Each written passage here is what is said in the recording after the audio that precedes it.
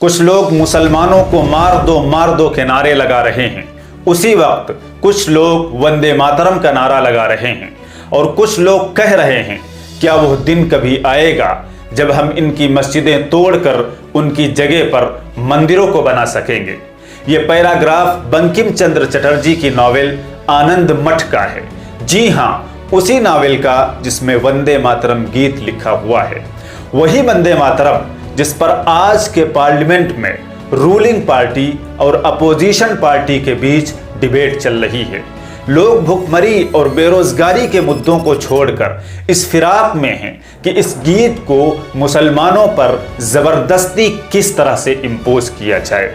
Opposition parties के कई members ने वंदे मातरम के खिलाफ जबरदस्त स्टेटमेंट्स दिए, जिनमें बैरिस्टर असदुद्दीन ओवैसी साहब की तकरीर बेमिसाल है।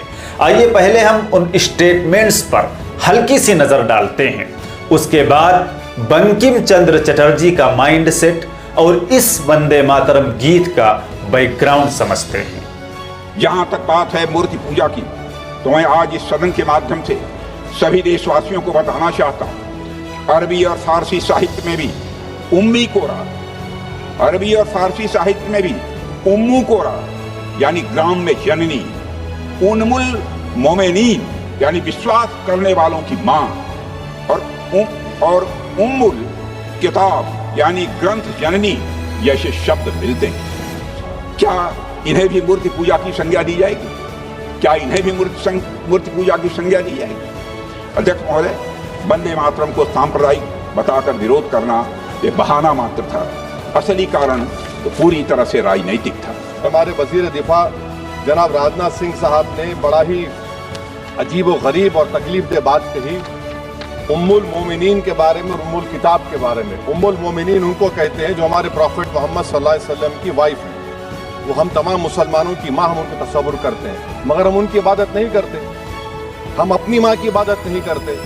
उम्मुल किताब कुरान है, हम कुरान की इबादत नहीं करते। कुरान अल्लाह का भेजा हुआ कलाम है। तो उसके बारे में भी शायर ने अच्छा कहा कि खबर नहीं जिन्हें अपने दीन और मजहब की, हमें वो दीन का मतलब सिखाने निकले हैं।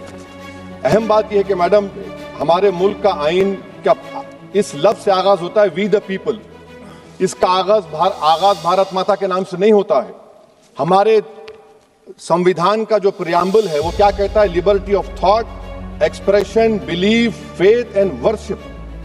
अगर दस्तूर का ये पहला सफा ये बात करता है तो फिर कैसे किसी शहरी को किसी खुदा, देवी, देवता की इबादत करने पर या सजदा करने पर मजबूर किया जा सकता है? आप ही की पार्टी से आज की जो बातें हुई है इसी का बोल रही हैं। हमारे कॉन्स्टिट्यूंट असेंबली में मैडम एक मोहतरमा थी रोहिणी कुमार चौधरी ने एक तजवीज दी थी कि प्रियम्बल में किसी देवी के नाम से शुरू हो। उन्होंने खास तौर से वंदे मातरम का जिक्र किया, मगर उसको कबूल नहीं किया गया। फिर केवी कामत साहब ने एक तजवीज दी कि इट्स सिटीजन्स को बदलकर हर सिटीजन्स किया जाए और खुदा के नाम से शुरू किया जाए। वो तरमीम को मुस्तरद कर दिया गया। हमारे संविधान का उसूल यह है कि भारत क्या है, उसकी अवाम अवामी कानून की मुसन्निफ है। अवाम की मर्जी से सबसे बालातर है। अवामी हाकिम है। मुल्क किसी खुदा, देवी, देवता, मजहबी इलामत के नाम से नहीं चलता, ना मुल्क किसी एक मजहब की मिल्कियत है। इसीलिए बाबा साहब अम्बेडकर ने क्या कहा था? उन्होंने मदर इंडिया के नजरिए को मुस्तरद किया। बाबा साहब ने एक नई इस्तिलाह वजह कर दी और कहा कि भिक्षुक भारत, ये बाबा साहब अम्बेडकर ने कहा। अब मैडम, अगर मजहबी आजादी इस आइन का बुनियादी उसूल है तो सवाल ये पैदा होता है कि उस वक्त हमारे जो कॉन्स्टिट्यूंट असेंबली के प्रेसिडेंट थे जनाब राजेंद्र प्रसाद साहब ने किस बुनियाद पर वंदे मातरम को कौमी तराना करार दिया? ना तो कोई सेक्युलर रेजोल्यूशन है इसके बारे में। मैडम, मैं आपको बताना चाहूंगा कि जुडिशरी क्या कहती है। बीजो इमैनुअल केस है 1986 का, जिसमें जिहोवा विटनेस ने कहा कि मैं नेशनल एंथम के वक्त खड़े रहूंगी, पढ़ूंगी नहीं। सुप्रीम कोर्ट ने कहा कि उसने कोई गुनाह नहीं किया। वहीं एक 2017 का केस है अश्विनी उपाध्याय का केस सुप्रीम कोर्ट का, उन्हें कहा गाइडलाइंस दिए जाएं वंदे मातरम पर, सुप्रीम कोर्ट ने नहीं कह दिया। फिर आप आ जाइए madam, prevention of insult act national 1971, इसमें नेशनल सॉन्ग नहीं है, सिर्फ नेशनल एम्बलम और आपका नेशनल एंथम है। फिर आप आ जाइए 40th अमेंडमेंट आर्टिकल 51 है 76 में पास हुआ, उसमें भी इसका कोई जिक्र नहीं है। मैडम, मैं आपके सामने बताना चाहूंगा कि हमारा भारत एक इसका मजमुआ क्या है? इसमें हिंदू है, मुसलमान है, सिख है, ईसाई है, जैन है, एथिस्ट है, मेहनतकश है, किसान, गरीब, मजलूम और दलित है। मगर अगर जो तकारीर आज हमने यहाँ पर सुनी और बाहर जो सुनते हैं, अगर भारत को देवी कहने और उसके आगे सजदा करने, तो दरअसल कौम परस्ती को, वतन से मोहब्बत को मजहब में तब्दील कर रहे।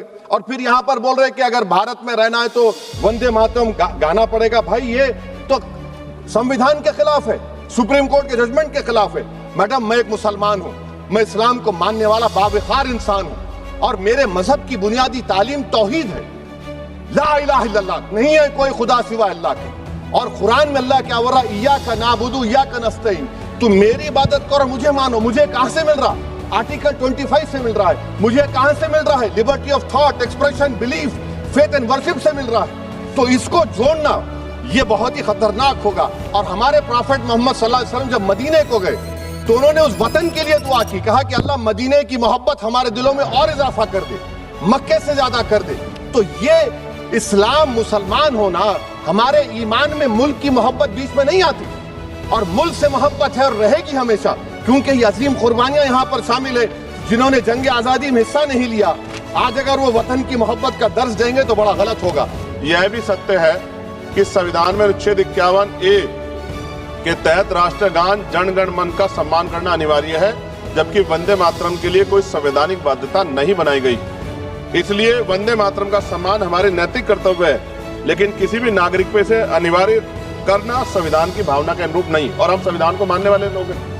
आज का नौजवान अपना हक मांग रहा है, आज की बेटियां उड़ान चाहती है, उनके लिए सरकार पे क्यों योजना नहीं? बस इसी घंटे फंसा के लगातार वो देश के नौजवानों को चलना चाहते हैं। ये ज्यादा दिन चलेगा नहीं। मैं आपके माध्यम सरकार से कहना चाहता हूँ कि बुनियादी मुद्दों पर चर्चा करें, बेरोजगारी पर चर्चा करें, महंगाई पर चर्चा करें, महिला सुरक्षा पे, सम्मान पे, उनके सशक्तिकरण पे चर्चा करें और देश की तरक्की पे मिलकर कैसे आगे बढ़े इस पर चर्चा करें। बहुत बहुत धन्यवाद। जय भीम, जय भारत, जय संविधान, जय मंडल, जय जोहार। ये थे कुछ स्टेटमेंट्स। अब हम फैक्ट्स की तरफ चलते हैं। 1857 के स्वतंत्रता संग्राम के बाद, जिसे अंग्रेजों ने गद्र का नाम दिया था, अंग्रेजी हुकूमत ने खुदा मल्लिका की हिफाजत करे इस गीत को कौमी तराने के लिए पेश करने की कोशिश की, लेकिन भारत के क्रांतिकारियों ने उसे रिजेक्ट कर दिया। ठीक उसी समय अंग्रेजी हुकूमत के एक वफादार मुलाजिम चटर्जी ने वंदे मातरम गाया। यह वाकया ऑलमोस्ट 1876 का है, लेकिन चटर्जी ने इस गीत को अपनी मुस्लिम मुखालिफ नावल आनंद मठ में 1882 में पब्लिश किया। चटर्जी न्यू कलकत्ता यूनिवर्सिटी के स्टूडेंट रहे हैं और ब्रिटिश साम्राज्य में डिस्ट्रिक्ट जज की पोस्ट पर मौजूद थे। वहीं दूसरी तरफ भारत के स्वतंत्रता सेनानियों ने कभी भी अंग्रेजों की नौकरी करना कबूल ना किया, और अगर कभी किसी ने कबूल भी किया तो बहुत जल्द वो उसे छोड़कर आज़ादी की लड़ाई में शामिल हो गया। चटर्जी अंग्रेज हुकूमत के एक वफादार मुलाजिम रहे हैं और ब्रिटिश साम्राज्य की गुलामी पर रजामंद रहे। आनंद मठ की डीप स्टडी से महसूस होता है कि चटर्जी का मकसद भारत की आज़ादी तो बिल्कुल नहीं था। नीरज सी चौधरी ने अपनी book the autobiography of unknown Indian में वंदे मातरम की एक जबरदस्त डिटेल पेश की है जो पढ़ने के काबिल है।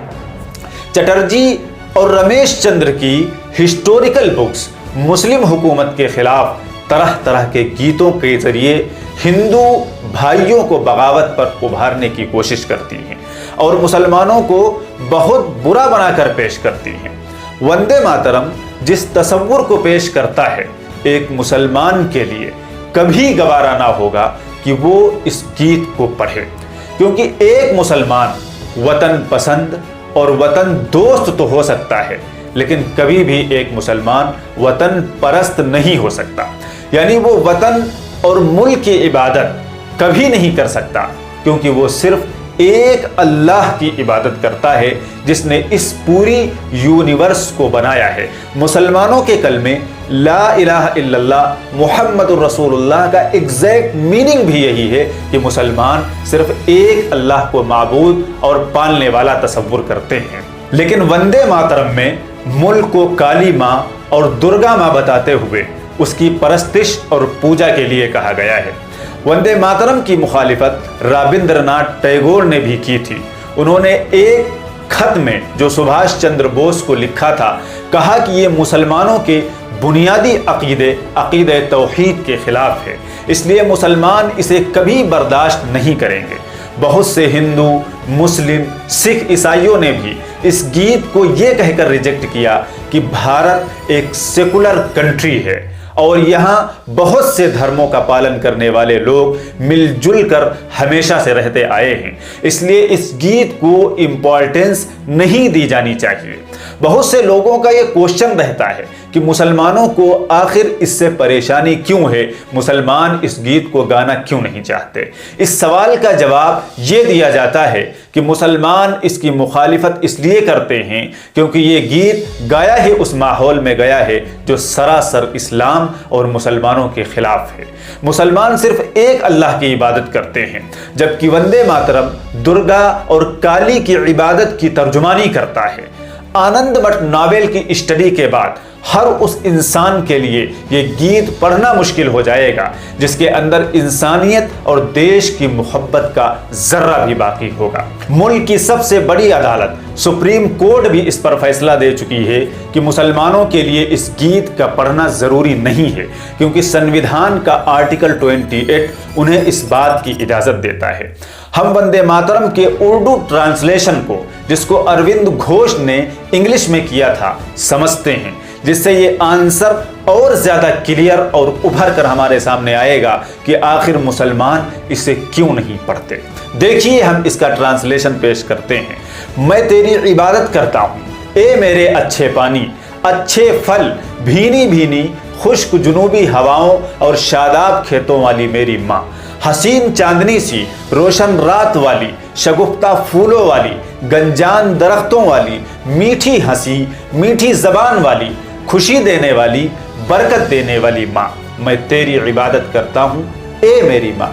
30 करोड़ लोगों की पुरजोश आवाजें, 60 करोड़ बाजू में समेटने वाली तलवारें, क्या इतनी ताकत के बाद भी तू कमजोर है ए मेरी माँ। तू ही मेरे बाजू की कुव्वत है, मैं तेरे कदम चूमता हूँ ए मेरी माँ। तू ही मेरा इल्म है, तू ही मेरा धर्म है, तू ही मेरा अंदरून है, तू ही मेरा मकसद है, तू ही जिस्म की रूह है, तू ही बाजू की ताकत है, तू ही दिलों की हकीकत है, तेरी ही महबूब मूर्ति मंदिर में है। देखिए ट्रांसलेशन में कौन सी बातें आ रही हैं जो मुसलमानों के अकीदे के खिलाफ हैं। तू ही मंदिर की महबूब मूर्ति है 10 मुसल्लह हाथों वाली, तू ही कमला है, तू ही कवल के फूलों की बहार है, तू ही पानी है, तू ही इल्म देने वाली है, मैं तेरा गुलाम हूँ, गुलाम का गुलाम, गुलाम के गुलाम का गुलाम हूँ, अच्छे फल वाली मेरी माँ। मैं तेरा बंदा हूँ, लहलहाते खेतों वाली, मुकद्दस मोहिनी, आरास्ता पैरास्ता, बड़ी कुदरत वाली, कायम व दाइम माँ, मैं तेरा बंदा हूँ ए मेरी माँ, मैं तेरा गुलाम हूँ। वंदे मातरम के बारे में ये फैक्ट्स जान लेने के बाद क्या अब भी आपको लगता है कि भारतवासियों के दिल में इसकी कोई जगह होनी चाहिए? कमेंट्स करके जरूर बताइएगा। अगला वीडियो हम लेकर के आपके लिए आ रहे हैं अपने राष्ट्रगान जनगण मन के बारे में। तब तक के लिए खुदा हाफिज।